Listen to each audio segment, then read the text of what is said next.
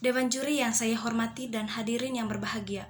Sebagai Wakil Perdana Menteri, saya akan menjelaskan tentang argumentasi-argumentasi dan fakta-fakta yang mendukung atau memperkuat argumen yang telah disampaikan oleh pembicara pertama.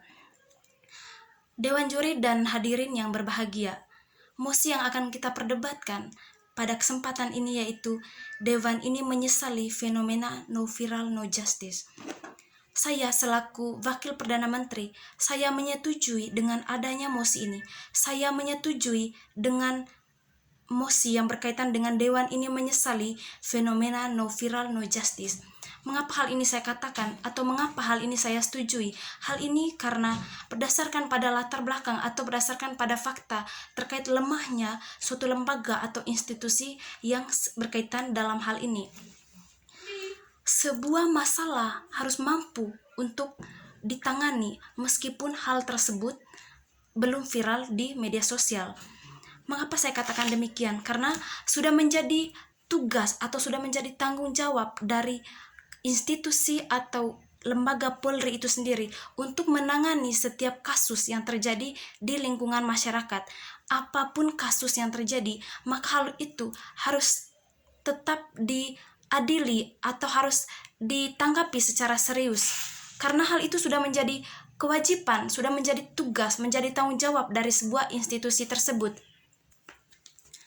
Fakta yang mendukung terkait penjelasan saya terkait lemahnya institusi atau lembaga Polri dalam hal ini yaitu beberapa waktu lalu terdapat kasus mengenai pemerkosaan 3 anak oleh ayah kandungnya sendiri di Kabupaten Luwu Timur, Sulawesi Selatan.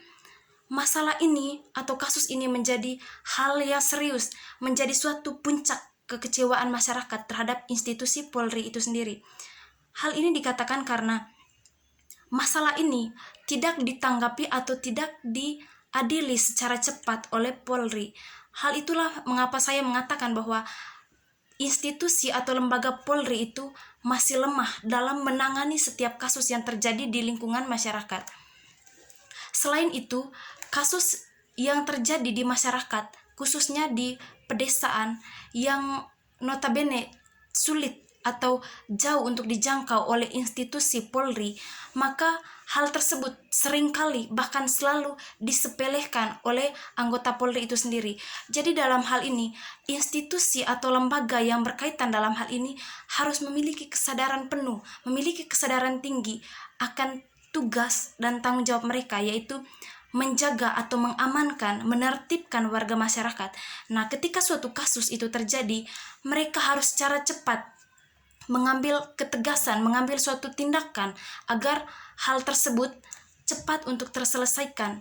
Nah, ketika suatu masalah itu sulit atau lama untuk ditanggapi atau diadili oleh Polri atau institusi yang berkaitan dalam hal ini, maka masyarakat akan menganggap bahwa kasus-kasus yang terjadi tersebut tidak akan mendapat tanggapan serius dari institusi yang bersangkutan. Masyarakat dalam hal ini akan melakukan hal yang semena-mena. Mereka akan terus melakukan kasus-kasus, baik kasus-kasus yang tingkatnya rendah, sedang, maupun kasus-kasus yang sangat besar atau sangat tinggi resikonya. Masyarakat akan menganggap bahwa tidak akan ada lembaga atau institusi yang akan memberikan keadilan, yang akan meningkatkan keadilan dalam suatu lembaga atau dalam suatu kehidupan bermasyarakat. Berkaitan dengan kasus ini menjadi salah satu dampak positif dari adanya perkembangan teknologi. Mengapa saya katakan demikian? Karena didasarkan pada pendapat bahwa ada lemahnya institusi atau lembaga Polri. Nah, ketika di lingkungan masyarakat mengalami suatu kasus atau mengalami suatu masalah, dan ketika masalah tersebut tidak secara cepat ditangani oleh Polri, maka masyarakat mau tidak mau mereka akan mengunggah video atau masalah tersebut ke dalam media sosial.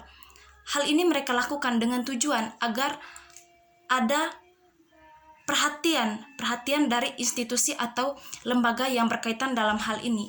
Nah, masyarakat akan menganggap bahwa ketika suatu masalah itu tidak diunggah atau tidak diupload ke media sosial, maka masalah tersebut tidak akan diperhatikan.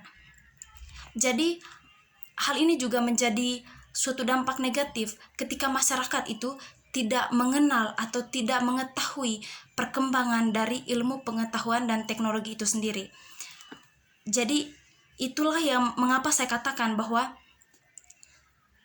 perkembangan teknologi dan informasi ini memiliki dampak yang sangat besar, memiliki dampak positif terhadap kehidupan bermasyarakat